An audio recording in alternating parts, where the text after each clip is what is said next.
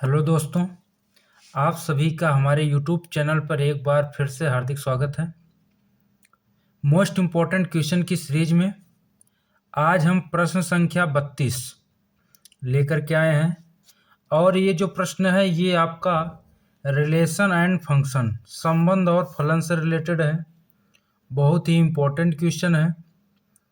जैसा कि आप देख पा रहे हो स्क्रीन पर कि ये 2019 में, 2020 में, 2025 में, यानी ये 3 साल पूछा गया है क्वेश्चन और 2026 में भी इसी टाइप से या यही क्वेश्चन पूछे जाने की प्रबल संभावना है। तो बिना देर किए हुए हम लोग शुरुआत करेंगे। प्रश्न संख्या 32 है, सिद्ध कीजिए कि f सच दैट r से लेकर के x बिलोंग्स टू r में और r कैसा है -1 और 1 के बिटवीन आपका x है। क्लियर? जहाँ f of x upon 1 plus mod x belongs to real number द्वारा परिभाषित फलन एकैकी तथा आच्छादक है। एकैकी तथा आच्छादक का मतलब 1 और आंटो। एकैकी का मतलब 1 होता है और आच्छादक का मतलब आंटो होता है।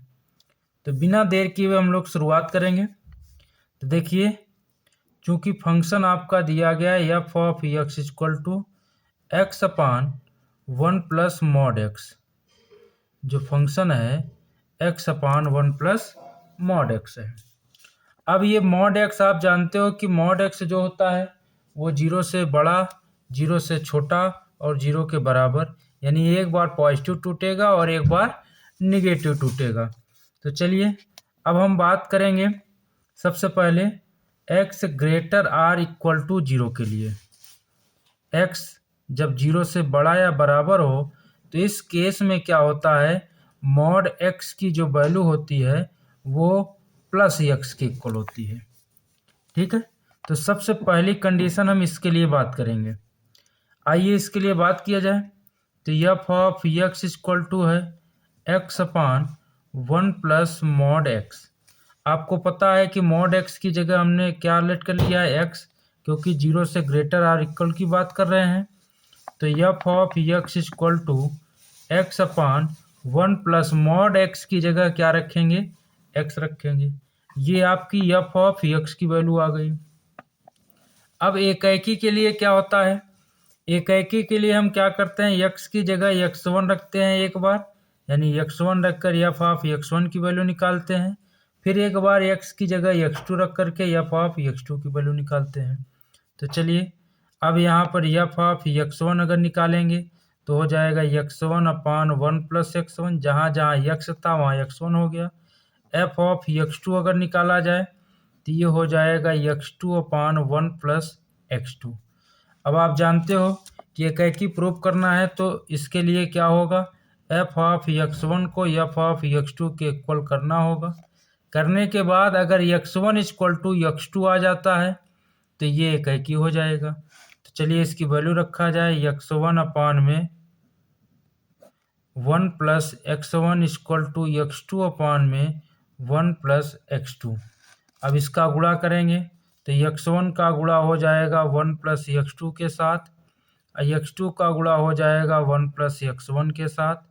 तो यहाँ से x1 आ जाएगा, यहाँ x1 x2 हो जाएगा, यहाँ x2 हो जाएगा, यहाँ भी x1 x2 हो जाएगा। तो इससे ये वाला कैंसिल हो गया, तो यहाँ से आ गया x1 इक्वल टू क्या, x2।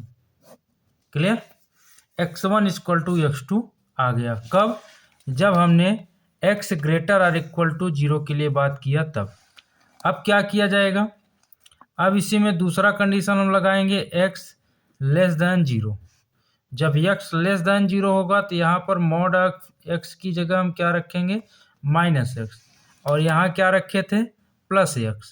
ये ग्रेटर आर इक्वल 0 की बात किया था, अब यहाँ लेस की बात किया है तो x हम क्या करेंगे, मॉड ऑफ x की जगह माइनस x रखेंगे। चलिए अब फिर से वही काम किया जाए, तो यहाँ से f ऑफ x हो जाएगा x upon 1 plus mod x। तो f ऑफ x की value x upon 1 mod x की जगह रखेंगे माइनस x। तो ये f ऑफ x की वैल्यू आ गई। अब यहाँ भी f ऑफ x1 निकालेंगे, F of x1 equal to x1 upon 1 minus x1, ठीक है। x1 अपान में क्या आ गया 1 माइनस x1, और इधर एफ ऑफ x2 की वैल्यू अगर निकालेंगे तो x2 अपान में आ गया 1 माइनस x2। अब यहाँ से हम क्या करेंगे, एफ ऑफ x1 और एफ ऑफ x2 को बराबर करेंगे, और इसको बराबर करने पर रिजल्ट अगर x1 के इक्वल x2 आ गया तो एक ही माना जाएगा। तो चलिए एफ ऑफ x1 की वैल्यू है क्या, x1 अपान में 1 माइनस x1 और इक्वल टू x2 अपान में 1 माइनस x2। तो ये गुणा किया जाए तो x1 के साथ में हो जाएगा 1 माइनस x2 और इधर x2 के साथ में हो जाएगा 1 माइनस x1। अब क्या हो जाएगा, इधर x1 और माइनस x1 x2 हो जाएगा, इधर x2 हो जाएगा, माइनस x1 x2 हो जाएगा। फिर से ये और ये कैंसिल हो गया, तो यहाँ से भी रिजल्ट क्या आया, x1 इक्वल टू x2।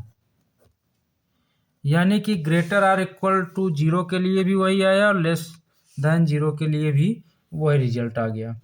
तो इसका मतलब यहाँ से क्या हो जाएगा, यहाँ से हम यही बगल में कर देते हैं। चलिए देखा जाए आगे।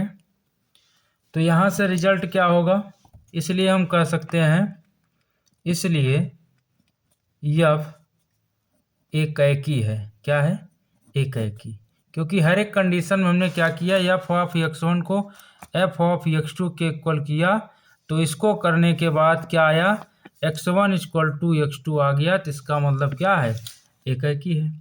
अब आच्छादक की बात करेंगे।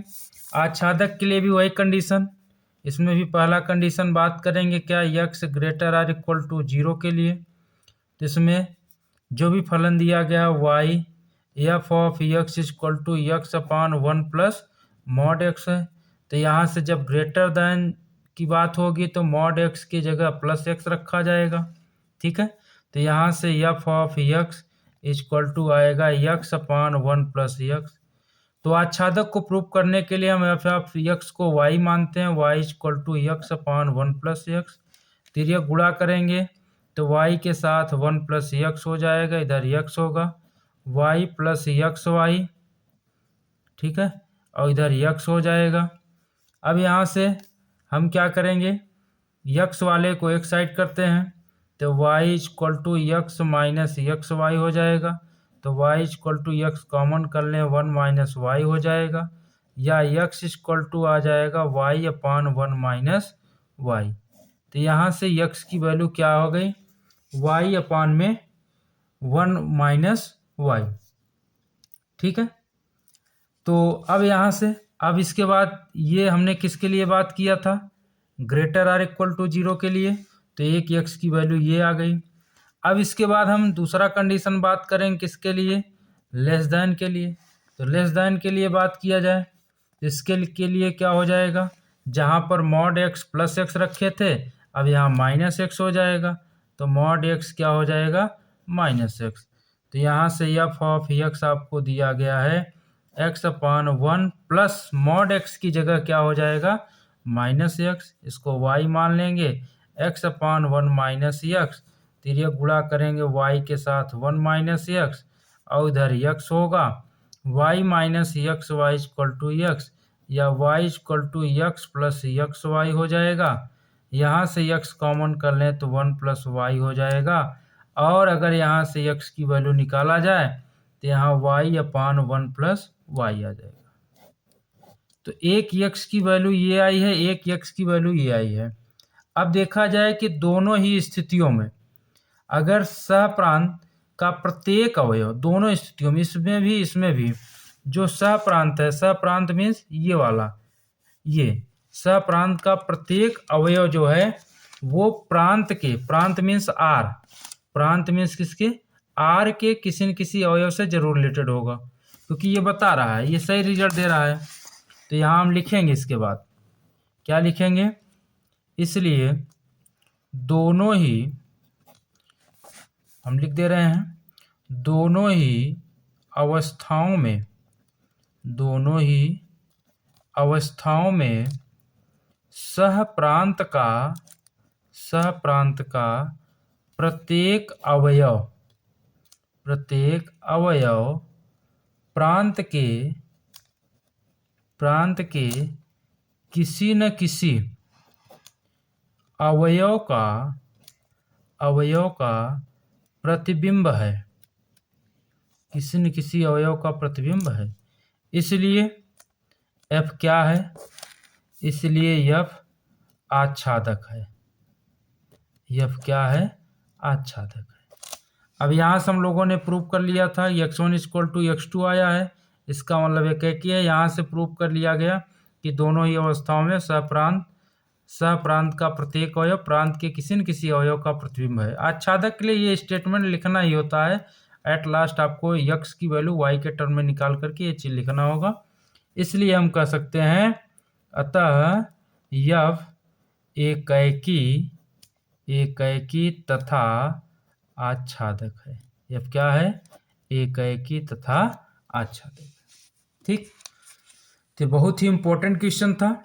एकाएकी के लिए आपको सिर्फ और सिर्फ यही ध्यान देना है कि F ऑफ x में एक बार x1 रखना है, एक बार x2, दोनों को इक्वल करना है। इक्वल करने पर अगर x1 x2 के इक्वल आ गया तो ये 1 1 हो जाएगा। और आच्छादक के लिए क्या करना है? F ऑफ x की जगह y मान करके जो y का मान x के पदों में था x का मान y के पदों में निकाल लेंगे। अगर वो दिए गए कंडीशन को सेटिस्फाई करता है, इसका मतलब क्या है कि दोनों ही अवस्थाओं में सहप्रांत का प्रत्येक अवयव, ये और ये दोनों सेटिस्फाई कर रहा है। दोनों ही अवस्थाओं में सहप्रांत का प्रत्येक अवयव प्रांत के किसी न किसी अवयव का प्रतिबिंब है। इसलिए F क्या है? आच्छादक है। अतः F एकाएकी तथा आच्छादक है। ठीक है, इस प्रकार से ये क्वेश्चन प्रूव्ड हो गया। अब इसी से रिलेटेड क्वेश्चन आपके एग्जाम में पूछे जाते हैं। जरूरी नहीं है कि यहाँ मॉड x हो, वहाँ केवल x ही दे सकता है, यहाँ केवल x दे सकता है। तो यही प्रोसेस होगा, यही हर में जो हमने 2 बार निकाला है एकाएकी और आच्छादक के लिए, आपका एक ही बार में ये काम हो जाएगा। ठीक है, तो उम्मीद करते हैं ये प्रश्न आपको अच्छे समझ में आ गया होगा। और बच्चों मैं आपको बताना चाहूँगा, अगर इसके पहले 31 नंबर तक के मोस्ट इम्पॉर्टेंट क्वेश्चन आप नहीं देखे हैं तो हमारे चैनल की प्लेलिस्ट में चले जाइए। वहाँ पर प्लेलिस्ट बनी हुई है, सारे वीडियो एक साथ हैं। आप प्लेलिस्ट को ऑन करके सारे इम्पोर्टेंट क्वेश्चन को देख सकते हैं। ठीक, मिलते हैं फिर नेक्स्ट क्वेश्चन में।